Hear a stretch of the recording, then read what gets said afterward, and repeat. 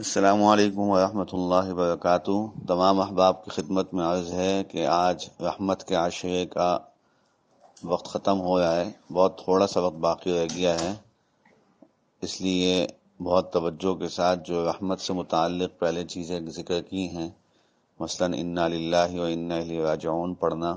جو اس وقت پوری دنیا میں وبا اور مصیبت پھیلی ہوئی ہے اس کو سوچ کر۔ نمبر 2، اللہم ارحمنی بالقرآن العظیم،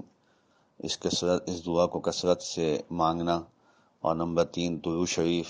جتنے قسم کے درود شریف آتے ہیں وہ تمام درود شریف پڑھنا۔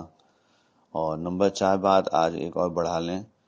کہ آج اس دنیا کی دوڑ میں اور دنیا کی ہبڑ تبڑ میں ہر آدمی مسائل کا شکار، ہر آدمی کے سامنے مسائل اور مشکلات کی وجہ سے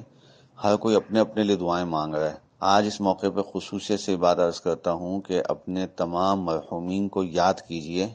دادا دادی، نانا نانی، کسی کے والدین، کسی کے بہن بھائی، کسی کی خالہ، کسی کے ماموں، کسی کی پھپھی تایا، خصوصاً قریبی رشتہ دار تو بہت اہمیت کے حامل ہیں، اور بھی دیگر عزیز و اقارب میں اپنے خصوصیت سے اور دوست و احباب میں بھی دیکھنا چاہیے کہ جن لوگوں کا انتقال ہو گیا ہے، جو لوگ فوت ہو گئے ہیں، تو ان کو یاد کر کے ان کا نام لے کے باقاعدگی سے، اور یہ سوچ کر کہ آج ہم اگر کسی کا نام لے کے اور کسی کے لیے احصال ثواب کے طور پہ یا کسی کی رحمت پر، کسی کی قبر پر ہم اللہ سے رحمتیں مانگیں کہ یا اللہ یہ رحمت کا عشرہ ہے، ہمارے جتنے مرحومین دنیا سے گزر گئے ہیں ان کی کوئی خطائیں، کوئی لغزشیں ہیں تو ان کو اپنی رحمت سے معاف فرما دے۔ جب آج ہم یہ کسی کے لیے دعائیں کریں گے تو کل ہمارے لیے بھی کوئی دعائیں کرے گا، اور اس کی طرف ہماری توجہ نہیں جاتی، جبکہ ہم دیکھتے ہیں احادیث کی دعاؤں کے اندر بھی رسول اللہ صلی اللہ علیہ وسلم کا اموات کے لیے بھی دعائیں مانگنے کا بہت اہتمام رہتا تھا۔